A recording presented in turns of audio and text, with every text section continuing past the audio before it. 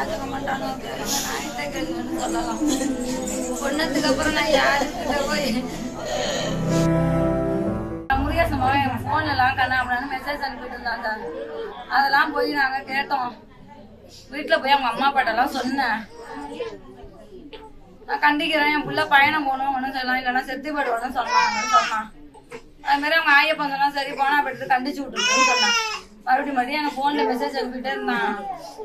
நேரா போய் கேட்டோம், சண்டை வந்துட்டு என் பிள்ளையெல்லாம் அடிச்சு போட்டா, என்னதான் அடிச்சு போட்டா. நேரா போய் போலீஸ் ஸ்டேஷன்ல போய் கம்ப்ளைண்ட் கொடுத்தோம். அவங்க எல்லாரும் கண்டிச்சாங்க. இனிமே நான் அப்படி பண்ண மாட்டேன், என்ன செய்ய மாட்டேன் அப்படின்னு சொல்லி எழுதி வாங்கிட்டு திருப்பி ஊருக்குள்ள வந்தாச்சு. திரும்ப ஏதாச்சும் தொல்லை கொடுத்துட்டா நான் கண்டுக்கல, நான் மட்டும் போயிட்டேன்.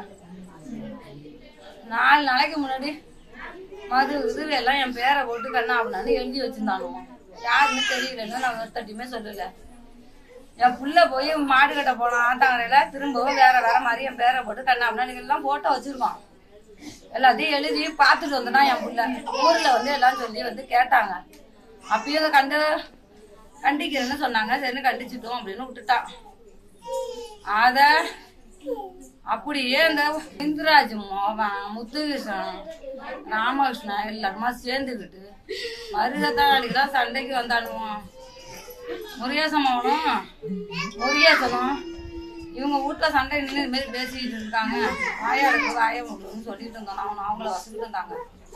பொண்ணாதான் இவ அடங்குவா, பொண்ணாதான் இவ சௌரியத்துக்கு வருவான்னு சொன்னான்னு நான் எடுத்துக்கிட்டு போய் கேட்டேன். நிஜமாவே கொல்லுவானு தெரியல.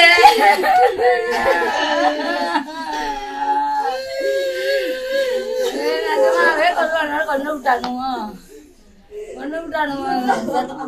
இல்ல பண்டிய மறைச்சு வச்சு குத்தி கழுத்து கொண்டு விட்டானுங்க. நானு இல்ல, என் புள்ள இல்ல, யாருமே இல்ல, கொண்டு விட்டானுங்க. போகிற வர இடத்துலலாம் தப்பாக எழுதி அதையை பற்றி தப்பாக எழுதி வச்சுருந்தாங்க. இது நேற்று காலையில் கூப்பிட்டு எல்லாரையும் விசாரிச்சுருக்காங்க. ஊரில் இருக்கிற பஞ்சாயத்து ஆலை எல்லாருமே கூப்பிட்டு விசாரிச்சுருக்காங்க. ஆனால் இந்த பிரச்சனையை மனசில் வச்சுக்கிட்டு சாயந்தரம் அந்த பையனும் ஃப்ரெண்டும் சேர்ந்து அடிச்சிட்டாங்க.